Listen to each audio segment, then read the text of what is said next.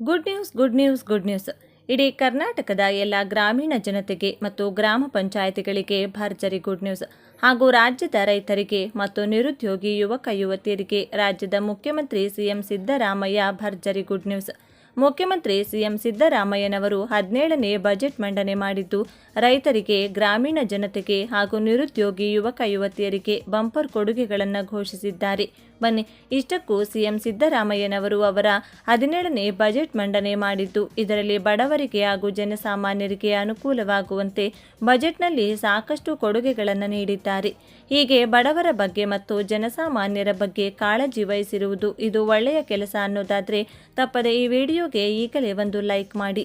ಬನ್ನಿ, ಇಷ್ಟಕ್ಕೂ ನಿರುದ್ಯೋಗಿಗಳಿಗೆ ಮತ್ತು ರೈತರಿಗೆ ಹಾಗೂ ಗ್ರಾಮೀಣ ಭಾಗದ ಗ್ರಾಮ ಪಂಚಾಯಿತಿ ವ್ಯಾಪ್ತಿಯಲ್ಲಿನ ಹಳ್ಳಿಯವರಿಗೆ ಸಿಎಂ ಸಿದ್ದರಾಮಯ್ಯ ಅವರು ಬಜೆಟ್ನಲ್ಲಿ ನೀಡಿರುವ ಕೊಡುಗೆಗಳು ಏನು ಎನ್ನುವ ಬಗ್ಗೆ ಕಂಪ್ಲೀಟ್ ಆಗಿ ತಿಳಿದುಕೊಳ್ಳಲು ವಿಡಿಯೋವನ್ನು ತಪ್ಪದೇ ಕೊನೆವರೆಗೂ ನೋಡಿ. ಮುಖ್ಯಮಂತ್ರಿ ಸಿದ್ದರಾಮಯ್ಯ ಅವರು 2026-27ನೇ ಸಾಲಿನ ಬಹುನಿರೀಕ್ಷಿತ ಕರ್ನಾಟಕ ರಾಜ್ಯ ಬಜೆಟ್ ಅನ್ನು ಇಂದು ವಿಧಾನಸಭೆಯಲ್ಲಿ ಮಂಡಿಸಿದರು. ಇದು ಸಿಎಂ ಸಿದ್ದರಾಮಯ್ಯ ಅವರು ಮಂಡಿಸುತ್ತಿರುವ ದಾಖಲೆಯ 17ನೇ ಬಜೆಟ್ ಆಗಿದ್ದು, ಈ ಬಾರಿಯ ಬಜೆಟ್ ಗಾತ್ರ 4.48 ಲಕ್ಷ ಕೋಟಿ ರೂಪಾಯಿ ಇದೆ. ಬಜೆಟ್ ಮಂಡನೆಗೂ ಮುನ್ನ ಮಾತನಾಡಿದ ಮುಖ್ಯಮಂತ್ರಿಗಳು, 2026-27ನೇ ಸಾಲಿನ ಆಯವ್ಯಯ ಮಂಡಿಸಲು ನನಗೆ ಅತ್ಯಂತ ಖುಷಿಯಾಗುತ್ತಿದೆ. ನಮ್ಮ ಸರ್ಕಾರವು ಕೋಟ್ಯಾಂತರ ಕುಟುಂಬಗಳ ಅಭಿವೃದ್ಧಿಗಾಗಿ ನಿರಂತರವಾಗಿ ಶ್ರಮಿಸುತ್ತಿದೆ. ರಾಜ್ಯದಲ್ಲಿ ಗ್ಯಾರಂಟಿ ಯೋಜನೆಗಳ ಯಶಸ್ವಿ ಅನುಷ್ಠಾನದ ಮೂಲಕ ನಾವು ದೊಡ್ಡ ಸಾಧನೆ ಮಾಡಿದ್ದೇವೆ ಎಂದು ಹರ್ಷ ವ್ಯಕ್ತಪಡಿಸಿದರು. 2026-27ನೇ ಸಾಲಿನ ಬಜೆಟ್ನ ಪ್ರಮುಖ ಹೈಲೈಟ್ಸ್: ಬಜೆಟ್ ಗಾತ್ರ ಹಾಗೂ ಸಾಲ.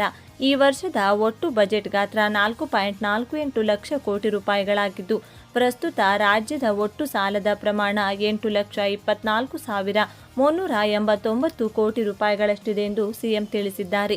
ಉದ್ಯೋಗಾಕಾಂಕ್ಷಿಗಳಿಗೆ ಸಿಹಿ ಸುದ್ದಿ: ಉದ್ಯೋಗ ನೇಮಕಾತಿಯ ವಯೋಮಿತಿಯಲ್ಲಿ 5 ವರ್ಷಗಳ ಸಡಿಲಿಕೆ ನೀಡುವುದಾಗಿ ಸರ್ಕಾರ ಘೋಷಿಸಿದೆ. ಅಲ್ಲದೆ 56 ಸರ್ಕಾರಿ ಹುದ್ದೆಗಳ ಭರ್ತಿಗೆ ಈಗಾಗಲೇ ಅನುಮೋದನೆ ನೀಡಲಾಗಿದೆ. 50 ಉತ್ಪನ್ನಗಳಿಗೆ ಜಿಐ ಟ್ಯಾಗ್. ಸ್ಥಳೀಯ ಉತ್ಪನ್ನಗಳಿಗೆ ಉತ್ತೇಜನ ನೀಡುವ ನಿಟ್ಟಿನಲ್ಲಿ ಕರ್ನಾಟಕದ 50ಕ್ಕೂ ಹೆಚ್ಚು ವಿಶಿಷ್ಟ ಉತ್ಪನ್ನಗಳಿಗೆ ಭೌಗೋಳಿಕ ಸೂಚ್ಯಂಕ ಮಾನ್ಯತೆ ನೀಡಲು ನಿರ್ಧರಿಸಲಾಗಿದೆ. ದಲಿತ ಕವಿ ಸಿದ್ದಲಿಂಗಯ್ಯ ಟ್ರಸ್ಟ್ ಸಾಹಿತ್ಯ ಕ್ಷೇತ್ರಕ್ಕೆ ನೀಡಿದ ಕೊಡುಗೆಯನ್ನು ಸ್ಮರಿಸುವ ಉದ್ದೇಶದಿಂದ ಖ್ಯಾತ ದಲಿತ ಕವಿ ಡಾಕ್ಟರ್ ಸಿದ್ದಲಿಂಗಯ್ಯ ಅವರ ಹೆಸರಿನಲ್ಲಿ ನೂತನ ಟ್ರಸ್ಟ್ ನಿರ್ಮಿಸುವುದಾಗಿ ಬಜೆಟ್ನಲ್ಲಿ ಘೋಷಿಸಲಾಗಿದೆ. ಮುಖ್ಯಮಂತ್ರಿ ಕೃಷಿ ವಿಸ್ತಾರ ಯೋಜನೆ ಜಾರಿ ಮಾಡಲಾಗುವುದು. 100 ಕೋಟಿ ರೂಪಾಯಿ ವೆಚ್ಚದಲ್ಲಿ ಅನುಷ್ಠಾನ. ದಾಖಲೆಯ 17ನೇ ಬಜೆಟ್ ಮಂಡನೆ ಮಾಡಿಸಿದ ಸಿದ್ದರಾಮಯ್ಯ ಅವರು ಗ್ರಾಮೀಣಾಭಿವೃದ್ಧಿ ಮತ್ತು ಪಂಚಾಯತ್ ರಾಜ್ ಇಲಾಖೆ ಕುರಿತು ಹಲವಾರು ಘೋಷಣೆಗಳನ್ನು ಮಾಡಿದರು. ಹಣಕಾಸು ಸಚಿವರೂ ಆಗಿರುವ ಸಿದ್ದರಾಮಯ್ಯ 4.49 ಲಕ್ಷ ಕೋಟಿ ರೂಪಾಯಿ ಗಾತ್ರದ ಬಜೆಟ್ ಮಂಡನೆ ಮಾಡಿದರು. ತಮ್ಮ ಬಜೆಟ್ ಭಾಷಣದಲ್ಲಿ ಸಿದ್ದರಾಮಯ್ಯ ಅವರು ರಾಜ್ಯದ ಎಲ್ಲ ಗ್ರಾಮ ಪಂಚಾಯಿತಿಗಳ ಹೆಸರು ಬದಲಾವಣೆ ಮಾಡಲಾಗುತ್ತದೆ ಎಂದು ಘೋಷಿಸಿದರು. ಬಜೆಟ್ ಭಾಷಣದಲ್ಲಿ ಅವರು ರಾಷ್ಟ್ರಪಿತ ಮಹಾತ್ಮ ಗಾಂಧೀಜಿಯವರ ಹೆಸರನ್ನು ಚಿರಸ್ಥಾಯಿಗೊಳಿಸುವ ಉದ್ದೇಶದಿಂದ ರಾಜ್ಯದ ಎಲ್ಲ ಗ್ರಾಮ ಪಂಚಾಯಿತಿಗಳನ್ನು ಮಹಾತ್ಮ ಗಾಂಧಿ ಗ್ರಾಮ ಪಂಚಾಯಿತಿ ಎಂದು ನಾಮಕರಣ ಮಾಡಲಾಗುತ್ತದೆ ಎಂದು ಘೋಷಣೆ ಮಾಡಿದರು. ಗ್ರಾಮೀಣಾಭಿವೃದ್ಧಿ ಮತ್ತು ಪಂಚಾಯತ್ ರಾಜ್ ಇಲಾಖೆಯ ಘೋಷಣೆಗಳು. 5ನೇ ರಾಜ್ಯ ಹಣಕಾಸು ಆಯೋಗವು 2023-30 ವೇಳೆಗೆ ವರದಿಯನ್ನು ಸಲ್ಲಿಸಿದೆ. ಸ್ಥಳೀಯ ಸಂಸ್ಥೆಗಳಿಗೆ ಹಂಚಿಕೆ ಮಾಡುತ್ತಿರುವ ರಾಜ್ಯ ಸರ್ಕಾರದ ಸಾಲೇತರ ನಿವ್ವಳ ಸ್ವಂತ ರಾಜಸ್ವ ಆದಾಯದ ಪ್ರಮಾಣವನ್ನು 48%ರಿಂದ 50%ಕ್ಕೆ ಹೆಚ್ಚಿಸಲಾಗುವುದು. ಇದರಲ್ಲಿ 35%ರಷ್ಟನ್ನು ಪಂಚಾಯತ್ ರಾಜ್ ಸಂಸ್ಥೆಗಳಿಗೆ ಹಾಗೂ 15%ರಷ್ಟನ್ನು ನಗರ ಸ್ಥಳೀಯ ಸಂಸ್ಥೆಗಳಿಗೆ ಹಂಚಿಕೆ ಮಾಡಲಾಗುತ್ತದೆ.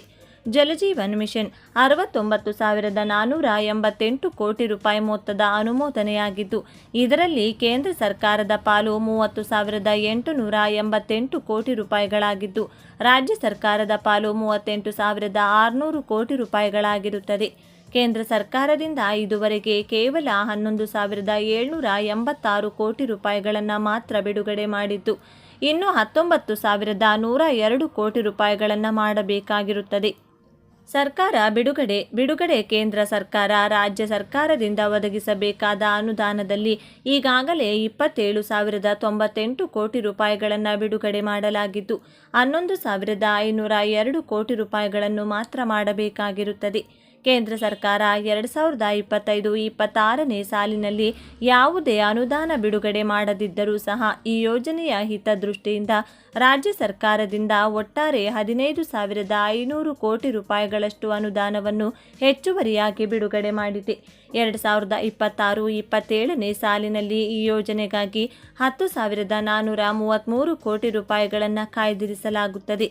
2004ರಲ್ಲಿ ಜಾರಿಗೆ ತಂದ ಮಹಾತ್ಮ ಗಾಂಧಿ ರಾಷ್ಟ್ರೀಯ ಗ್ರಾಮೀಣ ಉದ್ಯೋಗ ಖಾತ್ರಿ ಯೋಜನೆಯು ಗ್ರಾಮೀಣ ಭಾಗದಲ್ಲಿ ವಿಕೇಂದ್ರೀಕೃತ ಯೋಜನೆಯನ್ನು ರೂಪಿಸುವುದಕ್ಕೆ ಉತ್ತೇಜನ ನೀಡುವುದರೊಂದಿಗೆ ಗ್ರಾಮೀಣ ಮೂಲಸೌಕರ್ಯ ಮತ್ತು ದೀರ್ಘಕಾಲೀನ ಬಾಳಿಕೆ ಬರುವ ಸಮುದಾಯ ಆಸ್ತಿಗಳ ಸೃಷ್ಟಿಗೆ ಮಹತ್ವದ ಕೊಡುಗೆಯನ್ನು ನೀಡಿರುತ್ತದೆ. ಈ ಯೋಜನೆಯಡಿ ರಾಜ್ಯದಲ್ಲಿ ಸುಮಾರು 182 ಕೋಟಿ ಮಾನವ ದಿನಗಳ ಉದ್ಯೋಗವು ಸೃಜನೆಯಾಗಿರುತ್ತದೆ. ಒಟ್ಟಾರೆ 61,000 ಕೋಟಿ ರೂಪಾಯಿ ವೇತನ ಪಾವತಿಸಲಾಗಿದ್ದು ಸುಮಾರು 77 ಲಕ್ಷ ಆಸ್ತಿಗಳು ನಿರ್ಮಾಣವಾಗಿರುತ್ತವೆ. ಪ್ರಸಕ್ತ ವರ್ಷದಲ್ಲೇ ಸುಮಾರು 71 ಲಕ್ಷ ಗ್ರಾಮೀಣ ಕುಟುಂಬಗಳು ಈ ಯೋಜನೆಯ ಪ್ರಯೋಜನ ಪಡೆದಿರುತ್ತವೆ. ಇದೀಗ ಕೇಂದ್ರ ಸರ್ಕಾರವು ಈ ಯೋಜನೆಯನ್ನು ರದ್ದುಗೊಳಿಸಿ ವಿಬಿಜಿ ರಾಮ್ಜಿ ಯೋಜನೆಯನ್ನು ಜಾರಿಗೆ ತಂದಿದ್ದು, ಇದು ನರೇಗಾ ಯೋಜನೆಯ ಮೂಲೋದ್ದೇಶವಾದ ಹಕ್ಕು ಆಧಾರಿತ ದೃಷ್ಟಿಕೋನವನ್ನು ದುರ್ಬಳಿಸುವ ಕ್ರಮವಾಗಿದೆ ಹಾಗೂ ಮಹಾತ್ಮ ಗಾಂಧೀಜಿಯವರ ಗ್ರಾಮ ಸ್ವರಾಜ್ ಪರಿಕಲ್ಪನೆಗೆ ವಿರುದ್ಧವಾಗಿರುತ್ತದೆ.